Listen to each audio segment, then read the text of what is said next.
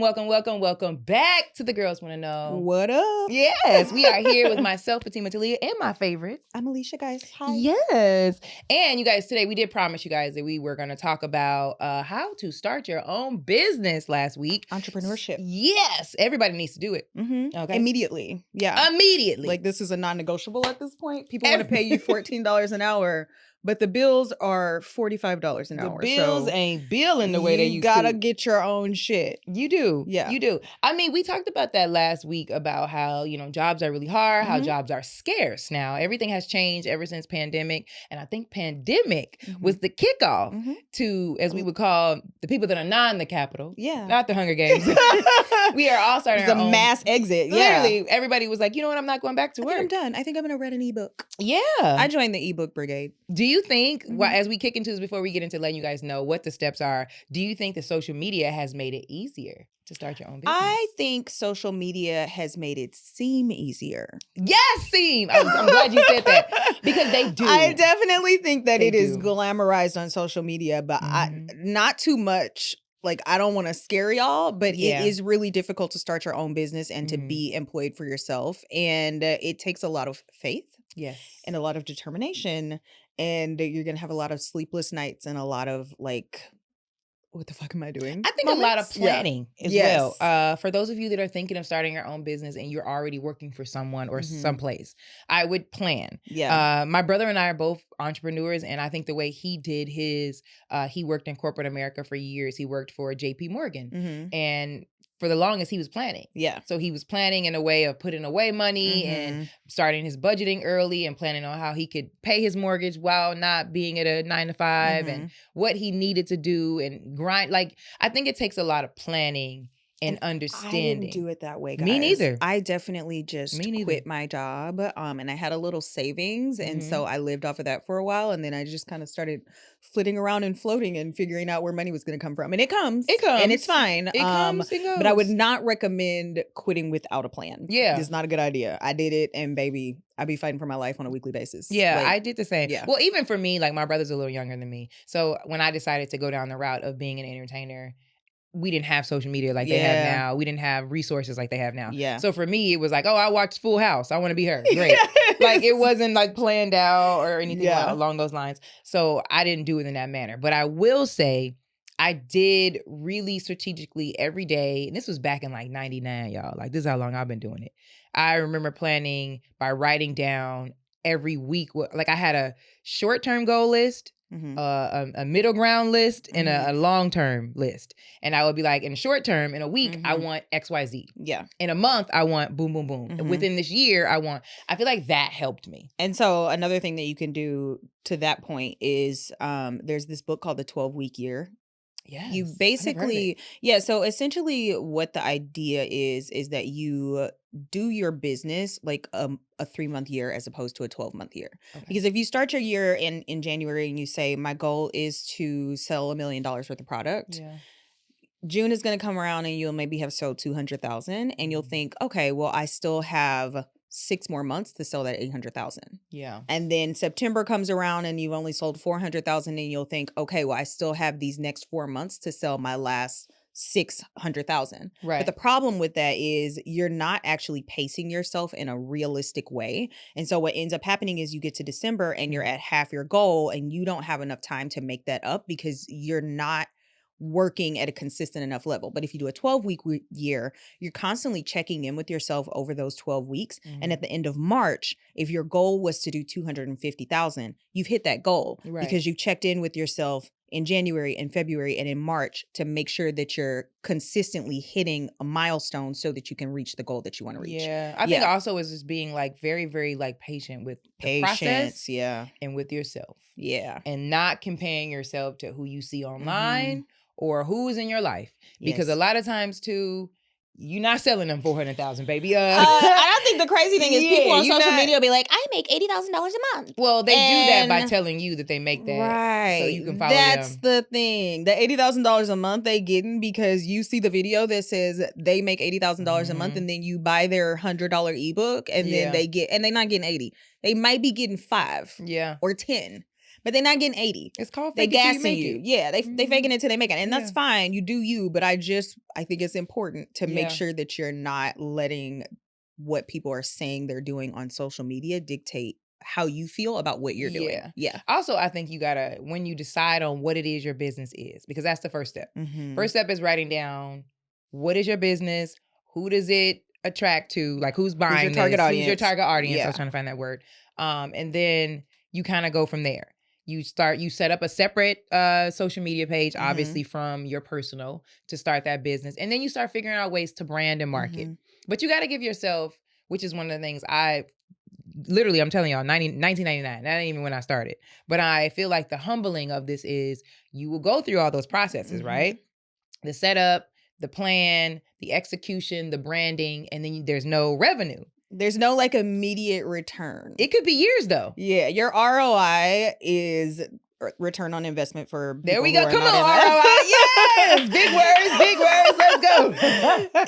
The ROI is not going to be immediate, and Not I at think a all. lot of people really go into entrepreneurship feeling like, okay, I'm about to do this and I'm gonna make a bunch of money and I'm good, and they quit before their harvest comes in.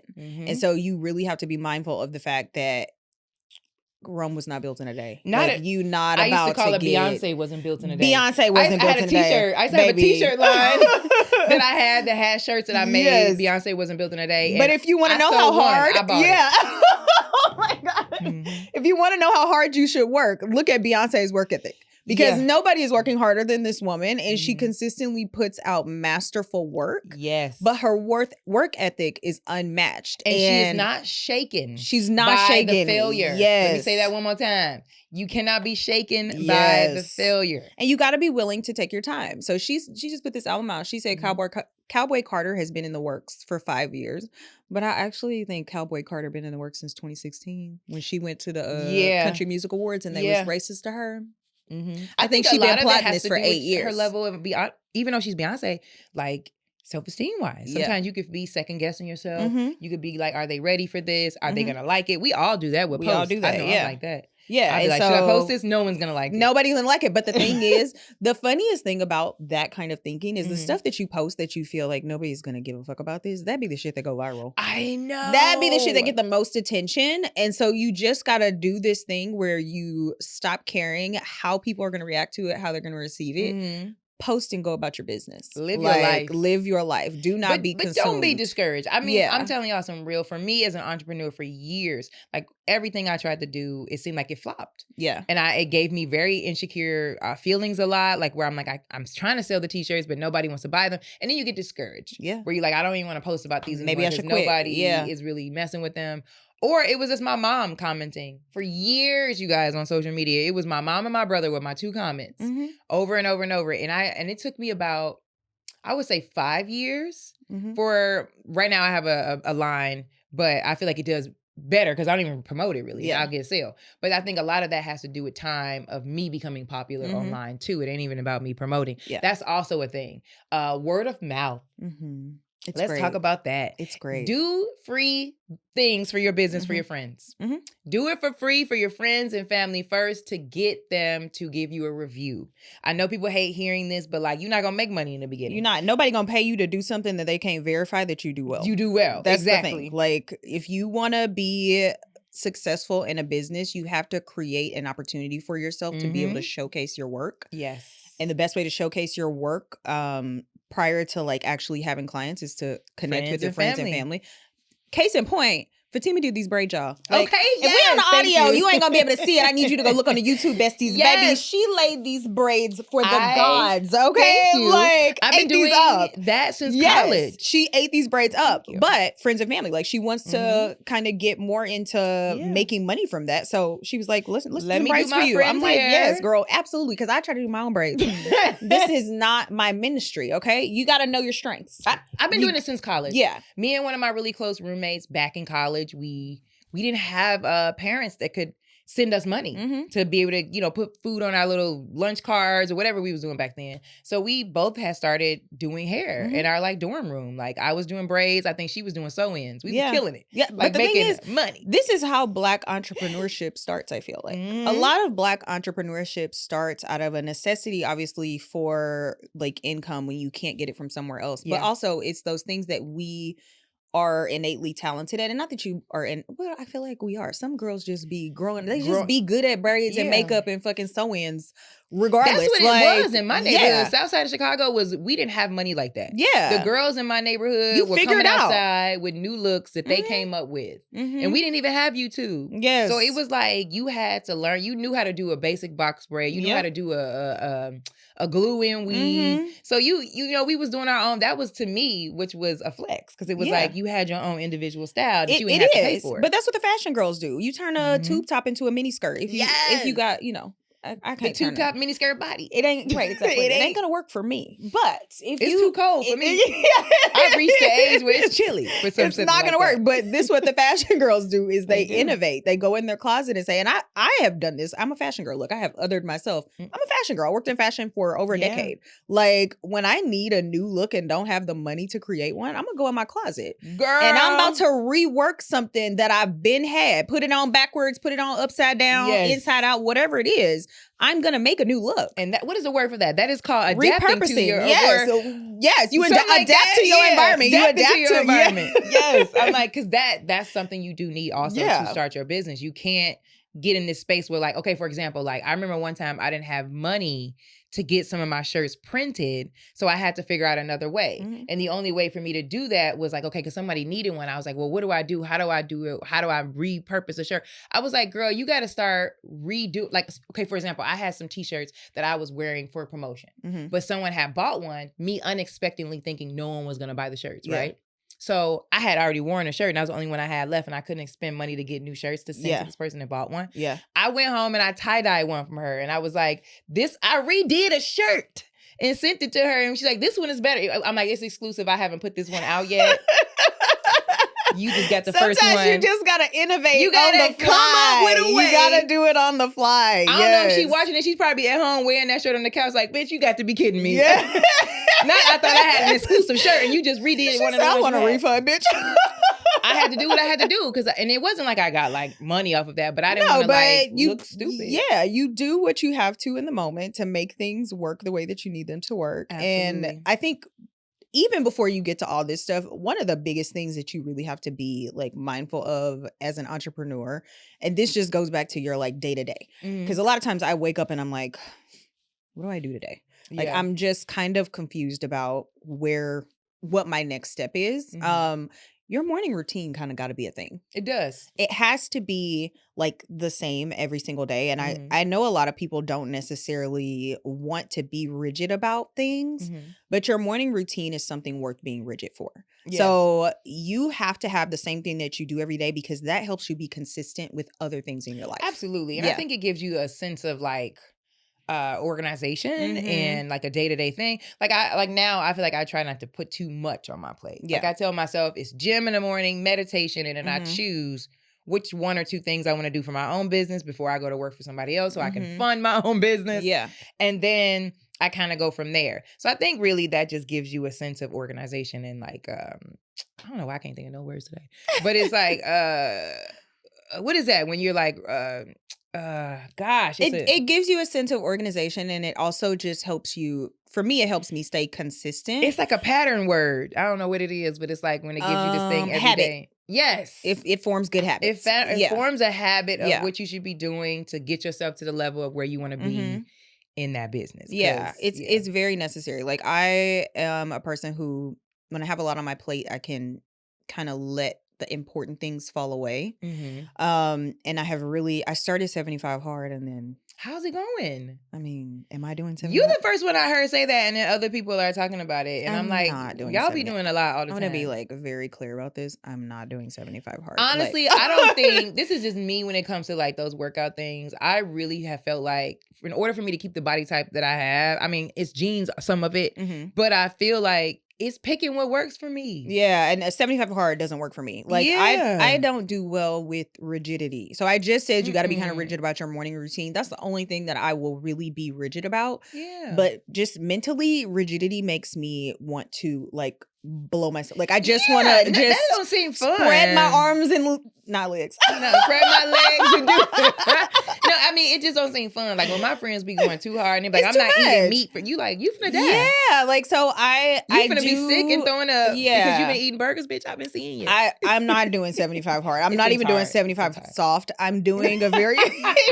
You like I ain't doing hard or I'm soft. like I'm working out. I'm doing walks. I drink my water. I make sure I read every morning, and that is what I can get done every day. And I always meditate, but like sticking to this thing that they have for 75 hard is just not in my wheelhouse. It's 2 45-minute workouts a day. I don't have time for that. 2 45? Yeah, that's crazy. So, and people be like, I be in the gym for 2 hours, and that's good for you. But this is not my life. What? Yeah, people go to the gym for like 2 or 3 hours. They don't have jobs. I think they do have jobs. I think they spend their evenings. Oh. Or they're like they wake up at 4 and 5 in the morning to go to the gym for 2 and 3. It's just not. I would never spend that long in the gym. You know, I was doing that. I was doing the 4 and 5 in the morning. But then I'll be honest with you, like if your schedule changes and you're putting on more on your body and time and mind, you're gonna be a little tired. You're gonna have to listen to your body. And so get that rest. For me, the things that I took away from 75 hard were waking up at the same time every day, doing my meditation. I do my stretches. I make my coffee or my tea, and then I read for 10 pages and then do my workout. Nice. And that's what I do. And I have a fruit smoothie every morning. Do you have something that you do for your particular business every day too? What you tell yourself that you have to do? So this is kind of where I was saying like I'm struggling because I have all of these ideas. Like I put out my cookbook last year. Cookbook did okay, and I've just kind of been like, okay, what is my next thing that I'm doing? And so I post and I do like pitch to companies to do like UGC stuff, which is user generated content. That's where basically brands collaborate with you to create content for them. But I'm not exactly sure what my next step is. And that can be a little bit challenging because I know that I'm not gonna go back to work for somebody else, but I also don't know exactly where I'm headed. Okay. Yeah. That's always a good space to be in. I've been there before. Yeah. That means you're like getting ready to level up. Usually. Okay. Like that. Thank you. Thank you for the encouragement. Because baby, I be feeling just real like listless. Like what am I doing with my life? I used to always tell myself that was God's moment of me to want me to sit with it. Yeah. A waiting moment. When I don't know, I'm in a waiting he's moment. telling me to stand still and let it come to me. And so I would tell myself, even though I would be like really sad and depressed, like, oh, I don't know what to do next and I'm working a shitty job or whatever. But I learned through those processes that this was the moment for me to just focus on what was in front of me. We have a tendency in this life to have so much going on that you can't focus on. Constantly looking for the next thing. You can't even focus on your day-to-day at work. You thinking about what you're gonna do when you get off. You start thinking about what you're gonna do late. Like I learned through those moments of being like, okay, since I don't know what to do with my business right now, he telling me to go ahead and grind on this little job that I hate. And the thing is, I grind on money. Yeah, we grind on the podcast. I grind on like looking at new recipes. So something that has kind of come to me recently is I think a lot of my hesitation with food blogging in general is that I feel a lot of imposter syndrome.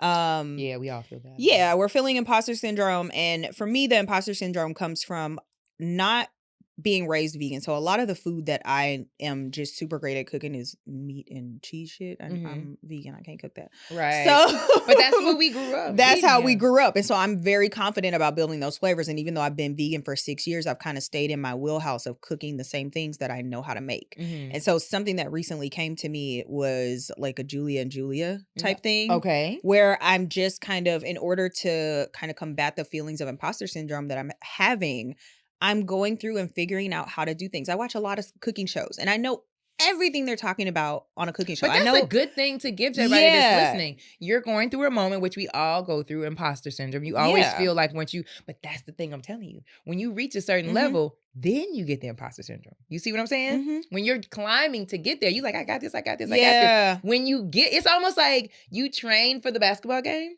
And then when you get at the game, somehow you're like, I don't think I'm good enough to be here. Do I even know how to play? I know. Have I been practicing? But that's that good moment, because that's those moments of you being like, oh, I'm here. Yeah. Now I need to love on myself in a way to say I'm here for a reason. Yes, and I am here for a reason. And I know that in a part of my... So by the way, not to cut you off. Oh. So when you have a moment like that, y'all, when you're starting your business and you're like, shit, did I bite off more than I could chew? Am I really XYZ? Those are the moments when you're like, that's the moment you're supposed to give yourself that confidence boost of like, yes. Yeah. What made you want to do this in the first place? Yes. My apologies. No, it's okay. I think I forgot what I was gonna say. Oh, I'm so sorry. I had that same thing. It's okay. I think you were saying about imposter syndrome. Imposter syndrome. Oh, another thing that it really just has to come to me how to put it all together. So essentially my wheelhouse is veganizing things that we all like to eat. My other wheelhouse is really understanding the science of food and how things affect your body. So like understanding that if you have dry skin, if you eat half to a whole avocado a day, it will really help your skin retain moisture. If you have like brain fog, if you eat blueberries, it will help you clear your brain fog. So the science of food is something that I'm really passionate about. Ooh, that's like a little avenue that might pop out. Yeah. So I just have to figure out how to make it a thing where it's monetizable. Like, is it an ebook? Is it me doing a Patreon? I have no idea exactly where I'm going. You may have to do more than one book. You have this one experience. I just have to let it kind of come to me. And it comes to me very slowly. Mm-hmm. But and it's coming. Gonna evolve. Yeah. So maybe the next book is to be food for the brain, food for the mind. Yeah. You know, you probably get there. I think now that you're doing that, I think every day you need to like tell yourself, what can I be posting that I'm not going to worry about, by the way. I'm going to shoot this, not second guess it, post it, and then go to work. Go down out of there, yeah. And then do it every day and not even worry about it if it's like not the views you were hoping for or whatever. Like that's what I'm forcing myself to do. I have been in a funk for probably about 4 months with posting on Instagram. Because Instagram really throttles your views. I think a lot of it has to do with the fact of how often you post over there. Then I just haven't been over there. I'm a TikTok girly for sure. Girl. I love TikTok. But I'm a TikTok. I be lurking on TikTok. I post on Instagram and I don't even post on TikTok as much as I should. I need to just convert. There. Yeah. But I try to tell myself every day, for my own personal business, I'm understanding now that the only way for me to brand that is be social media and post. Yeah. So I tell myself every day, you have to at least right now post once a day. And whatever you post on TikTok, you got to take it over to Instagram. Yeah. And then don't worry about the views. Just put the phone down. Post and ghost is what I've heard people say before. Post and ghost. I think it's also important to have, and I know that this is a privilege and a lot of people won't have this, but if you have somebody like me and her will have conversations about entrepreneurship, about how hard it is. You need a buddy who can help you. That's what I was going to segue to next. Yeah. You do need to find a community. There needs to be a community because this is extremely hard and you're going to go through very unsettling feelings. Yeah. Yeah. Also, like for me, I'm like, out of my initial family, I was the first to go up that route. Like my mother was always one that had a job and working for somebody in a 9 to 5. And actually, I think I'm the first too. Yeah. So it wasn't like anybody in my family I could ask the questions to or talk to somebody about. Like I'm the first in my family to move away from everybody and go and do something else. So I think for me, that was let's get into that, by the way, y'all. Yeah. Let's get into the whole who you meet and how you can weed out the ones that are just leeching onto you, trying to do something shady to you, or steer you in the wrong direction. Because I feel like for me, this goes way beyond Los Angeles. I was an entrepreneur in Chicago, and I felt like there was a point where I was like, okay, I don't have family to talk to about this. A lot of my friends aren't going down this avenue. So I'm the only person that understands what I'm doing. So I had this thing where I was like, I need to get out and discuss this with people. And I would meet people and people would showcase to me that they were on the same page, doing the same thing. And then I end up finding out later they were not on the same page, or what they invited me to, that they were like, yeah, girl, come to this women's, event where we push up everyone, invite you come. And then it's like it's a pyramid scheme. Yeah, they trying to get you to sign on to sign up for something crazy. The next Bobby Madoff. What is his name? Robert Madoff. What was his name? They trying to get you to drink the Kool-Aid. Something like that. Yeah, it could definitely be a situation like that. And is also discouraging. Yeah. Because I've had that happen to me I've absolutely had people reach out to me, DM me, say we should collaborate, and I look at their, and if you watch it, I'm so sorry, but I just look at their stuff and it's just not for me. Yeah. Like, and I think we get to a place sometimes where we're so hungry to collaborate and so hungry to network with people that we take anything that comes to us. Yeah. But you really do have to be discerning about the people that you connect with in your industry. Listen. And if you look at something and it gives you pause, or you look at somebody's content or their work and it just doesn't align with the way that you present your values in your business, you don't gotta collaborate Trust with them. your gut. Yeah, trust your gut. Like, And there have definitely been times where I've looked at people's stuff like, oh, absolutely and you not. know out Yeah. the gate. You know out the gate once you see what they whatever, like if you meet them out and they tell you one thing about what they're doing and what their business plan is, you're like, oh yeah, y'all networking at that point. But then when you see their page and then you get to really, I've had so many moments, for example, like, moving to LA and doing comedy, I feel like for me in the beginning, it was all about who you know, who you connect with. And the tricky part for me was, honey, the men. Okay.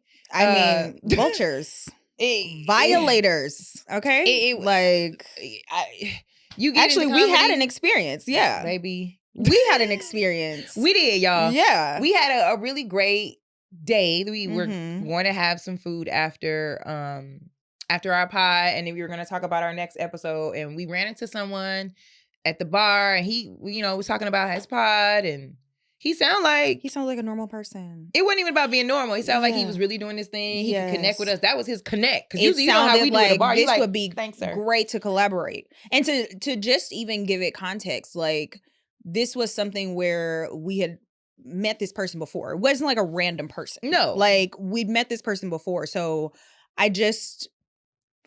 I'll let you take it. We met him. Because we've been out networking, we doing just all kind of stuff Yeah. for our pod, trying to get it to the next level. And we had met him in passing at another event that we were at together. Yeah. And then I didn't even recognize who he was. We'd be like, oh yeah, we met you prior. Yeah. And then he started talking about a couple pods he had going on and different things he had going on. Couple things he had that he would love for us to work with him Be a on. part We could of, collaborate. We should work together. We thought it was great. It was fun. And honestly, it was one of those situations where it was just like, oh, let's uplift each other. He sounds like he has something great going on. Yeah. He's giving us flowers for what we got going on. We talking. This is a moment. It was a good time. Yeah. Where you're like, oh, I'm networking my business. I'm out here networking. Meanwhile, by the end of that conversation, y'all, this man was trying to take us both home. I don't understand how we got to that. I don't know. It was so uncomfortable that, like, I was literally... It wasn't uncomfortable for me. I felt sad for the brother. I was so uncomfortable. So I have to say that for me, coming from the fashion industry, when men meet you and they say, oh, I love you, I think you're great, I want to collaborate, I want to network, we should hang out, they be gay. So they actually... They actually do love you. That's true. Want to connect with you, want to collaborate, and want to network. Like, I had just never had the experience before where somebody was like, yeah, let's get together. We should do all these things. It's going to be great. We can both boost our businesses and our profiles. And then you trying to, like, slide in on some slick shit. It was absurd. Yeah.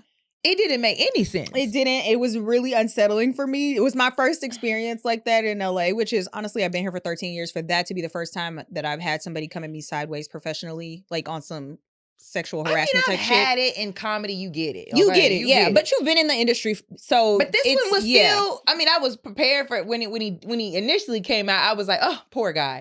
Like, but in the beginning, he literally was not throwing he any. Set us up. He did. He had us thinking it was a safe space. It was not a safe space. Yeah. Yeah, y'all.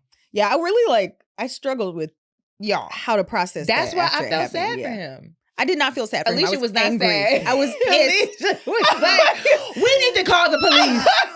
I was like, this man needs help. Let's leave him for dead. I was so mad. Like, let's leave him for dead, for real. I was like, because he was so tore up, y'all. Like, that's another thing too, you guys. Keep in mind when you do social events for your business and you're doing meet and greets, don't drink too much. Don't drink. Don't become the slurring in the words business lady or man. I'm a 2-drink Maximum. girl, and then I'm drinking water, and my drinks be champagne. I'm gonna keep it real 100. I'm not a hard liquor drinker. Like, I might smoke a little weed, but even that, I'm going not home at and the I'm gonna call event. you and I'm gonna smoke Exactly. there. Not even then. I'm gonna smoke my weed by myself. Thank you. When we're out, we're doing champagne.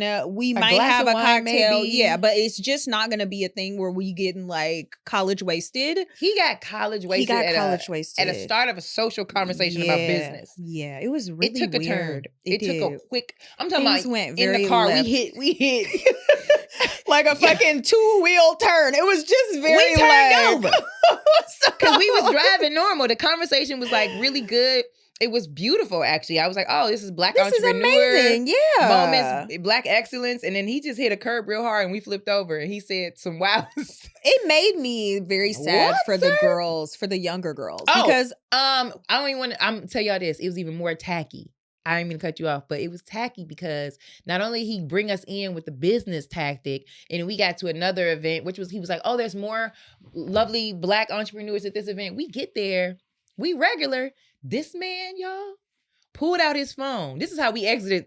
Mm-hmm. This is how we exited stage left. Mm-hmm. He pulled out his phone and started showing me women that he slept with. And then when she went how did we get there? Yeah, I don't know. When she went to the restroom, he started pointing out the women that he slept with in the bar, y'all. I was literally texting her like, bitch, it's time to go. I was like, what is his job again? I was so angry. Like, what? And the whole time, like, my general reaction to things like this is to just be very like, go the fuck off. Yeah. But I was stunned, gobsmacked. Now, like, I've learned, I'll give you a good example, ladies. I've learned in business, you have to somehow look at your opponent for a minute. Mm-hmm. Because when you go off on like anybody that might work in corporate. This is true. And so I'm glad I didn't. But also like the cage that you feel like you're in as a woman when somebody is being so like overtly disrespectful and you cannot like defend yourself in a way that makes you feel valid. Oh, because there's new ways to do that to ruin his life. Yeah. I've learned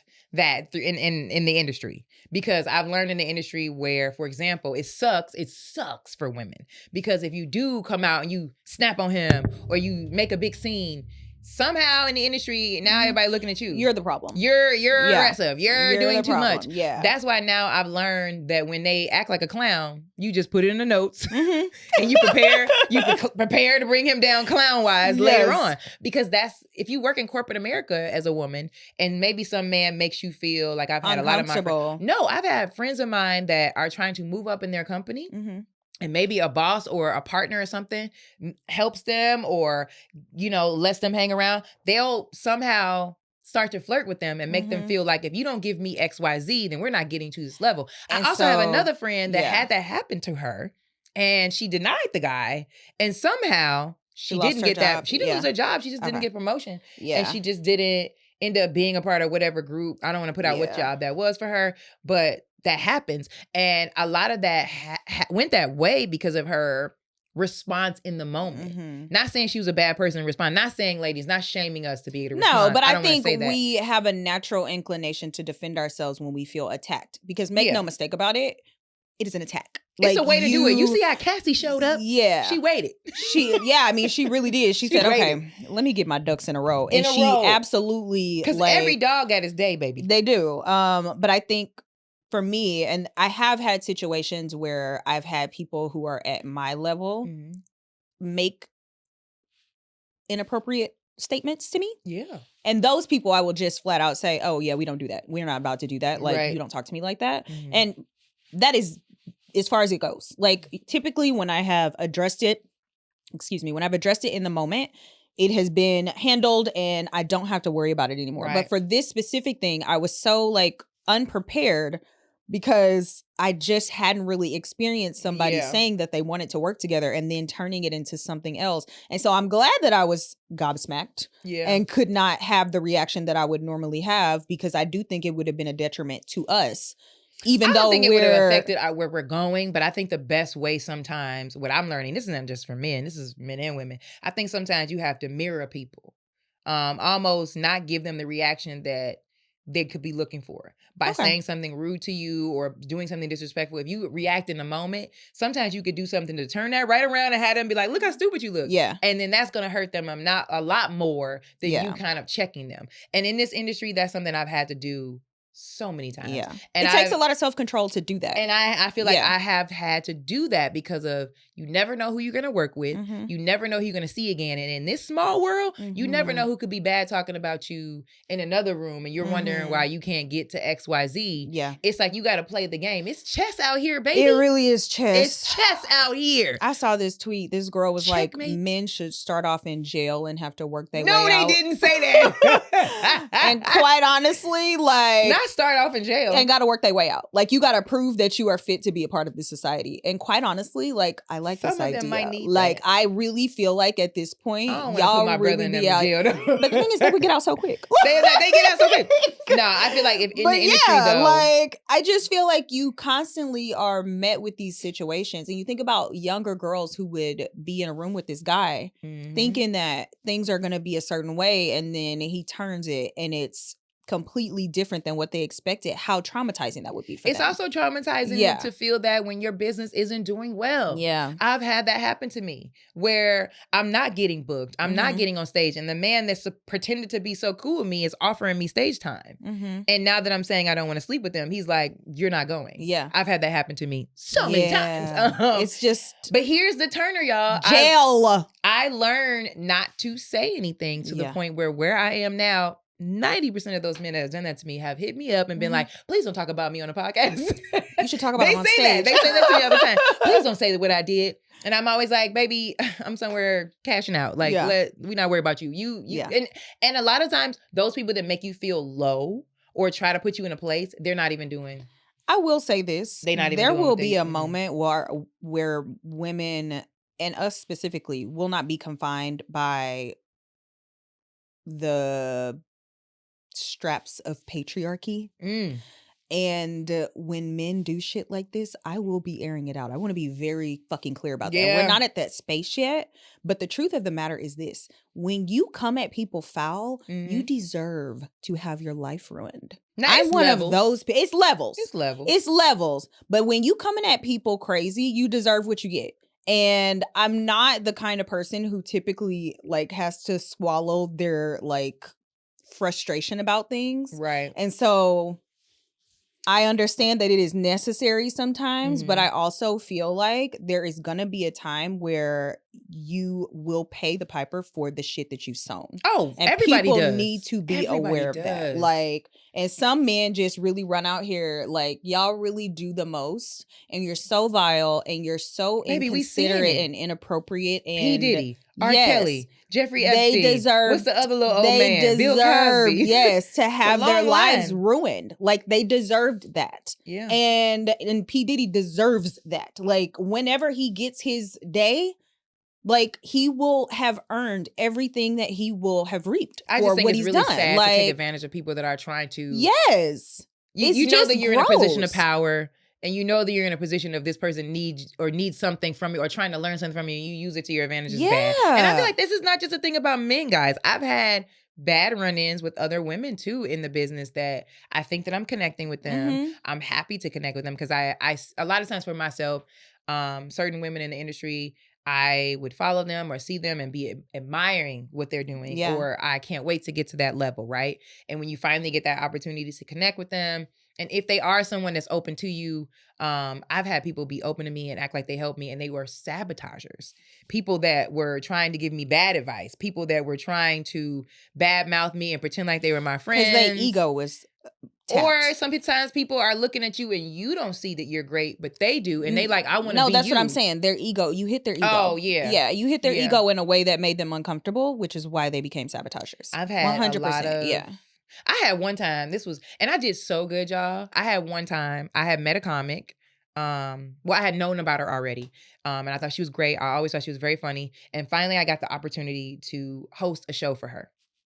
I hosted a show for her. So geeked. I got there. I'm like, hey, nice to meet you. I'm like pumped that I'm even doing this. I'm talking to her and I can feel right out the gate. Her energy was very much like, calm down. Why are you so excited? goofy. Like I like basically from where I'm from, I was like, she should have just said goofy. Chicago people be saying She goofy. should have just said goofy. It's so funny to But me. like, so she was giving me that energy, but I was still like, in my mind, I'm like, don't think negative. Maybe you're just assuming she's being this way towards you. So y'all, I keep giving her the geeked up energy. What you want me to say when I come out? Boom, boom, boom, boom. So I go out, I crush, I kill, I bring up the first comic, I go back. You know, she's kind of throwing me shade a little bit. Like I told her, like, oh my God, I just put on my own special. I did it on my own independently. Like I'm just geeked to tell this girl this. And she's like, is it on Netflix? And I'm like, no, I haven't gotten there yet, you know, but it's on Apple TV, it's on all these platforms. I did it by myself, you know, and she was like, oh. And I was like, okay, so what do you want me to say for you when you come up? Cut this, I don't want this to be a long story. I go up, I do, I think like 3 minutes before I bring her out just to hype up the crowd because I'm so geeked to bring this girl out. I bring her out, everyone's happy to see her. She has, I think the room was like pretty much full, sold out damn near. So I do that, I come back out, I'm happy, I'm sitting in the green room. She sends the managers to tell them to have me escorted out of the building. She's like, she's gotta go because I didn't ask her to do 3 minutes before bringing me up. I just needed you to say that I was coming up. And I was like, oh, I didn't know. I told the managers this. I was like, she didn't discuss that. She just said, do your time, bring up such and such, and bring me up. She didn't say specifically, you know, don't do any time, don't say anything. So I didn't know. And I was telling the managers at the time, I was like, oh, this is my first time hosting. I'm so happy to be here. I'm damn near in tears trying to explain this to the managers, like, oh, I wasn't trying to be a mean person to this girl. They was like, she wants you removed immediately. And I was like, okay. So then I'm like about to cry darn near. They give me the money, right, y'all? And then I'm like outside telling my manager about what happened. And my manager was like, you know, sometimes comics don't want you to do a lot. You know, maybe that should have been discussed, whatever. She's like, not a big deal. This is your first time hosting, whatever. The girl tries to gaslight me, y'all. She doesn't even leave it at that. She slides in my DMs the next morning and goes, I sent you home because. I sent you home. Because, y'all, so you know you already ready to turn because she's affecting my money. On top of that, it was 2 shows that day.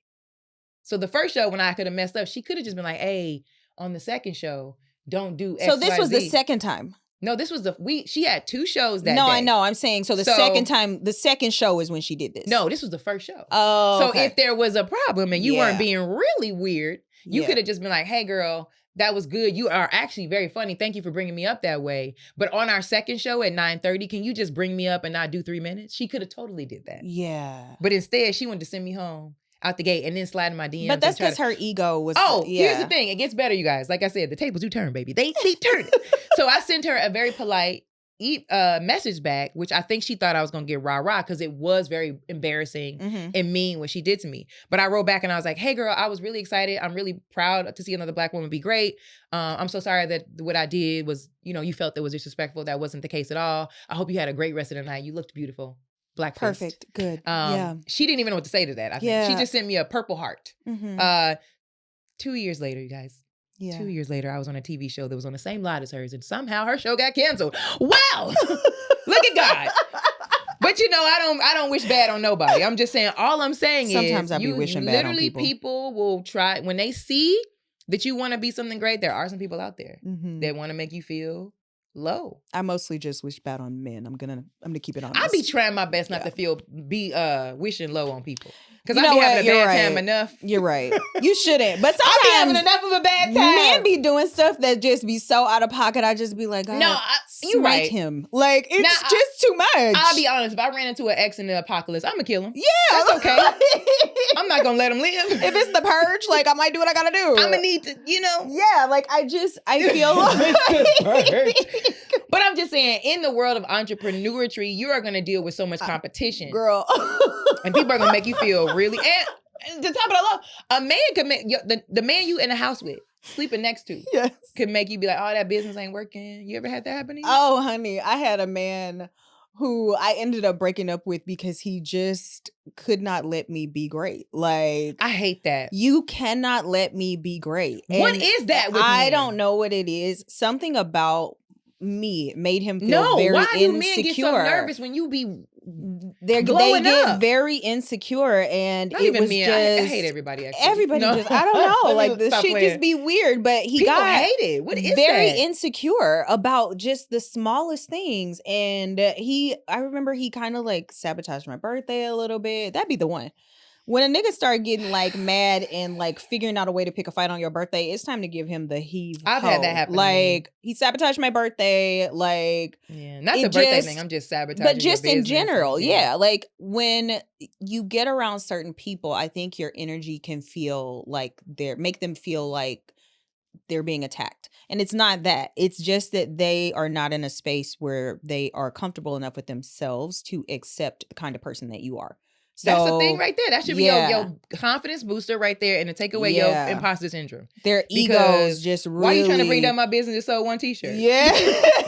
What's that about, Darnell? Hey, I'm not even on yet. And you trying to bring me down? Their egos just be so like aggy. And in a lot of ways, I think people get around people who are not even at the level that they're at. Yeah. Like, I'm not even on the level that you're on professionally, but for some reason, you're so threatened by my existence that you're trying to figure out a way to, like, knock me down a peg. Yeah. To, like, make me feel smaller so that you feel better about what you're doing. And the thing is, what you're doing is great. What I'm doing is great. Yeah. Like, as a matter of fact, I don't know how many t-shirts you show. So. Yes. Like there's room for everybody to be amazing. But I think a lot of times when people don't do the work of like getting their ego in check, getting their emotions in check, checking their insecurities, checking their confidence, making sure that they are feeling comfortable with the person that they are, they take that out on the people that are around them.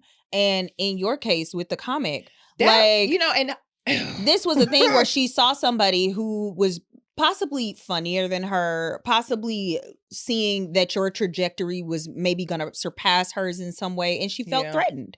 And so I hate to say that because this person, even who now, has somebody escorted out by security. That's insane. Here's the thing, though.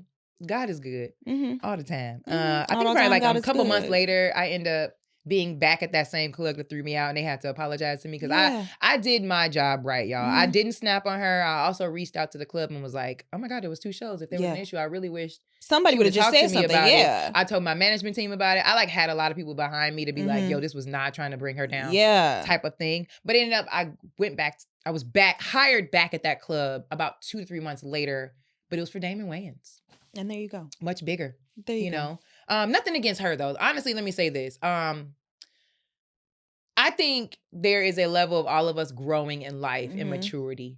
I have nothing against her. She's very successful. I don't want her to be bad. Nothing bad to happen to her. It was terrible how I felt that day.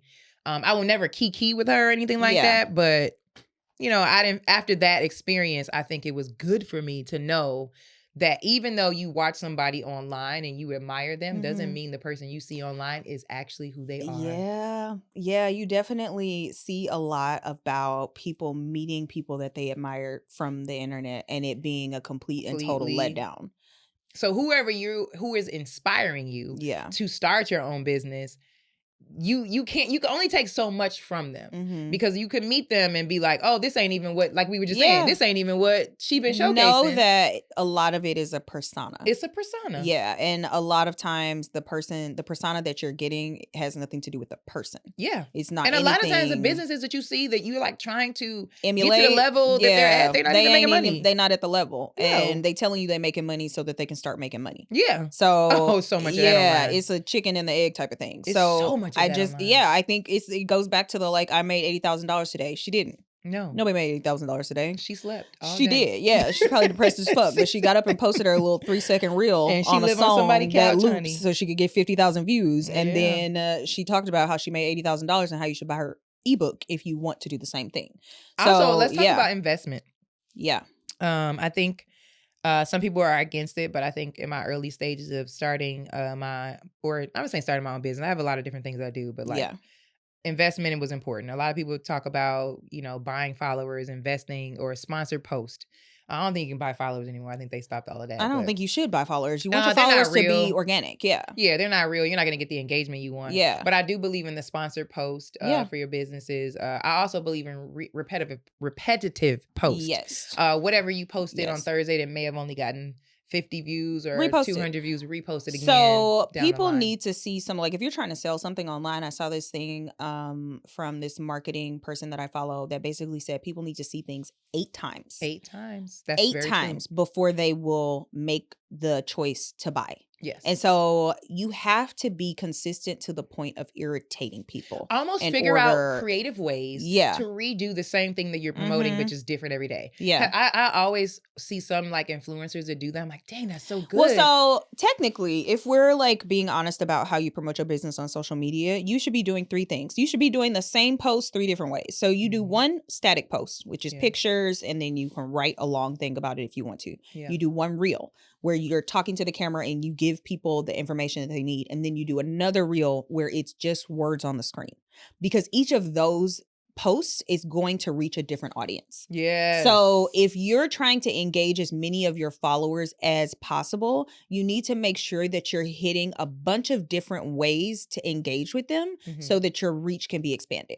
Because if you're only doing reels, or if you're only doing static posts, or if you're only doing posts, reels with words on the screen, you're only going to get a small percentage of people. But the more ways that you diversify how you share your content, the more people you're going to reach. That, and I think that it helps the algorithm. It does help the algorithm. Yeah. It gets you pushed up to the top. Social media is really, it's one of those things where I think a lot of people are resistant to like becoming an entrepreneur based on social media because they're not sure how sustainable it is. But this is the future, y'all. Like, we really are in a space where people are moving away from corporate culture. They're moving away from the 9 to 5. They're moving away from having to be stuck to one place.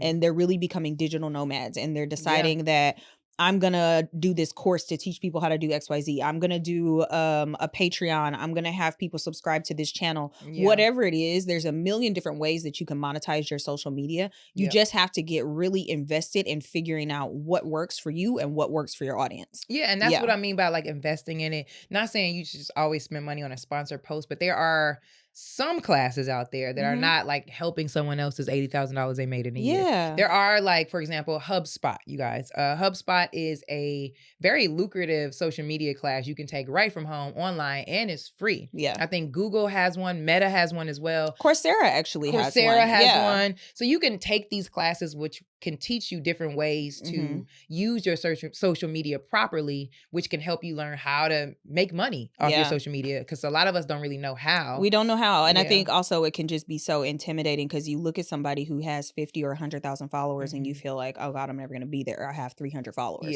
When the truth of the matter is, the followers are built one at a time. Just like that person at some point had 300 followers. The only difference between you and them is about a year, 2 years, 3 years, and consistent posting. Now, and what consistent I will say, engagement. That was at that time. Now, this is the thing that I'm a little concerned about with them trying to ban TikTok. One of the things that TikTok does have that I feel like that is so important for small businesses, it's not just even that. This year, in the last 2 years, I think the TikTok is probably one of the highest for boosting small businesses.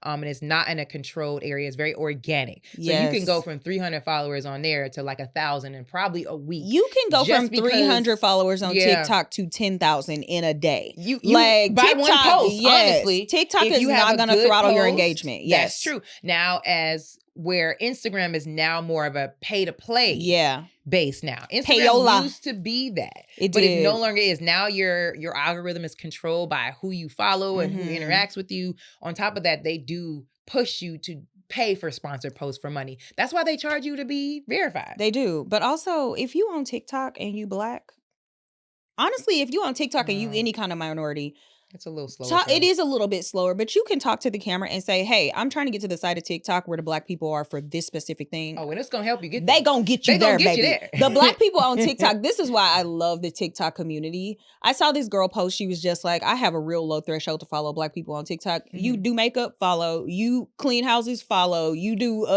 whatever you do, follow. Like, because the thing is, like, if I see a Black person trying to do something, I'm always going to help in any way that I can. Whether that's a follow, a comment. Exactly. She got a bag, baby. We got this woman a bag. You see her new wig? I did. Come on, Risa. Baby, I see you glowing up. She looks But good. I just think if you're a creator and you're really feeling like, I don't know how I'm going to get started and I have such low followers, talk to your camera. Talk to your people, baby. Talk to your camera. Honestly, people are so engaged with creators who talk to the camera. And I know that it's scary and I know that you're like, I don't know what I'm going to say. But honestly, if you feel like you really want to engage with the community and you don't know what you're going to say, get on the phone and say, you know what, I just kind of want to engage. I'm not exactly sure what I want to say. I'm new to social media. Talk about that. Yes. Get me to the side of TikTok where my people are, and the people who resonate with your content will get you where you're supposed to be. On top of that, that's going to help you find your niche. It's going to help you find your niche. So when it's a couple people on TikTok that I'm like, I don't know what he do, but I don't know, but I be like really enjoying your content. Exactly. Bro, this outfit is so cute. And I'm going to comment where you get that skirt from. Yes. And I feel like now with starting a business too, there's so many opportunities. Whereas back in the day, it was just like, oh, if you start your own business, it was like, oh, I'm a notary, or whatever. I do lawns. I mean, you was the Avon lady. Yeah, the Avon lady. Yes. They used to smell so good. I mean, Mary Kay set up. You got the Mary Kay. But it's like now you have so many things you could do to make money now. It's not just about selling t-shirts. You could sell, like I know one of my friends sells like beard butter. Like he just came up with a small beard butter. He does that online, and all he does is talk about his beard. He has a great beard. You just find your niche. I think it's so easy now to start a business because we have social media. So like now you could just be like, you know what, tomorrow I'm gonna do this. Yeah. And you really just got to get out of your own head and out of your own way. A lot of times we just get so mired down in the details of like, how's it going to happen and what's going to happen next? And how do I make sure that I have XYZ? You don't got to worry about all that. Just worry about the post that's in front of you. Just worry about the thing you got to do today. Right. Yeah. Worry about you got to do what to do today. And then I think my thing is watching other people. It be bringing you down, baby. I watch somebody else and I'll be like, oh, her post was so good. I don't know if I should post this. Is it going to be funny enough? Is it going to be this enough? And then I'll like be like, don't post it. I'll just you know what's so funny? So I have that sometimes, but I also will watch other people. So because I food blog, I have found that I watch people's stuff to see what kind of camera angles they're using, what their lighting looks like, what they have in their shot. So don't just mindlessly scroll on social media. If it's making you feel bad, say that in the camera. Do not just mindlessly scroll on social media. If you have a goal that you're trying to get to, find the side of social media that is at the goal that you're trying to achieve and look what they're doing. So when I'm looking at food content, I'm looking at what is in the shot. Oh, she got a plant right there. Oh, there's a dish rag right here and a spoon with a little bit of like the food on the spoon, and then there's a drip here, because that is the kind of stuff that keeps people engaged. That is what will make somebody click on your video from the explore page. Learn from the people that inspire you. Yes, learn from the people that inspire you. Learn from the people that you're intimidated by, because you're intimidated by them because they're good at it. Yes. But look and figure out why you enjoy that content and then emulate it in your own way. Yep. Like this is a huge resource for us, and social media really kind of pulls the curtain back and allows you to see the underbelly of what content creation and entrepreneurship looks like. And so many people are dying to share their journey and share their story. Watch what they're doing. Look at them. Implement it in your own way and watch yourself flourish. Like this is a major key alert. I mean, I think because we're running out of time, but I'm like, what should we talk about how to get yourself on a higher platform to be seen? Because I think for me in the beginning, when I had all these ideas for like t-shirt lines and lip gloss lines and, you know, trying to really get seen as a comic, I had to figure out a way. For me, this was my journey, guys, was like, I really didn't get lucky. I connected a lot and I made a lot of connections with people, but it was always a running into the wall. It was either the guy that told me he was going to take me on tour is trying to sleep with me. The girl that I want to be close with, she's either not studying me or she throwing me out the club. So for me, I had to build it on my own. Yeah. But that's going to be the case for a lot of people, I think. I think we have to really let go of the idea that things happen quickly. We see people go viral and they blow up and we're just like, oh, it happened so quick for her. It didn't. She's been working on this shit for years. Oh, tell me about it. So like you look at people like Tabitha Brown. Tabitha Brown was posting for years. Oh my God, yes. Before she got big. And I just think that we sometimes shoot ourselves in the foot because we can't really see all the work that went on behind the scenes. Yeah. But people work tirelessly. days and nights and weekends and holidays for their big break. And it looks to us like, oh, you got it so easily, like you didn't really have to work hard. They was busting their ass. Yeah, because when you found out about them, that was when they had already. When you found out about them, it was because they had a viral moment. But they had been putting in the work for ever before then. So I think you just got to know it might not happen quick. Sometimes you might have a fluke happen where you post a video and the shit just blows up, and that's amazing. But a lot of times it's not going to be like that. A lot of times you really going to have to do the footwork. You're going to have to be consistent. You're going to have to like network. You're going to have to make sure that you're like just really dialed into what your goal is. Because the only way that you're going to get there is if you're constantly like building the house. You're not going to be able to get there. It's not going to be a thing where you lay one brick and then you go to sleep and wake up and the house is suddenly built. Oh no, I'll tell you that. I mean, for me, to get myself the level that this is what I did. This is just me. I'm not gonna work. This doesn't work for everybody. But for me as a comic, I remember in the beginning, LA was competitive. And it was like, how am I gonna constantly get on these bigger stages? I know I'm good enough to be there, but like I'm competing with celebrities and whoever's friends with who. For me, what worked was I put myself on a schedule and I was like, I know social media is gonna put me up there. I had 3 different particular characters. I used to do Moesha, which was a diary where I would literally talk about whatever was going on in my life. That shit was funny as every day. and it posted every Monday at the same time. Every Monday at 9 a.m. Consistently. Yeah. For 5 years, y'all. I did for 5 years. And it still didn't blow up if you ask me. But I feel like it did what it was supposed to do. Oh, it got me on stage. Fight, I was doing that and I did a character named Charles. It was a guy character I did. They were my top 2, but I did Moesha on Monday, I did Charles every Thursday, and then I would do random sketches or whatever else throughout the week and the weekend. So I was posting so much to where if you were scrolling and you came past me and you didn't even know me as a comic, you'd be like, oh, this was funny. Who is she? I also, y'all, I would use Facebook groups. You know how they have like, this the group for finding an apartment. This the group for people that are selling stuff. I would post my videos in groups that had nothing to do with comedy. Oh my God, I love it. And people would see them and the groups would be like, oh, this girl's funny. And then I would get a flood of people being like, can you do my show? Can you do my show? Oh, I love that. And I would do that all the time. So I would join like so many Facebook groups and I would post all my content in there or post my t-shirt stuff in there and that's how I would get my sales. Because I couldn't get it from connecting. Yeah. So I would do groups or I would be consistently posting.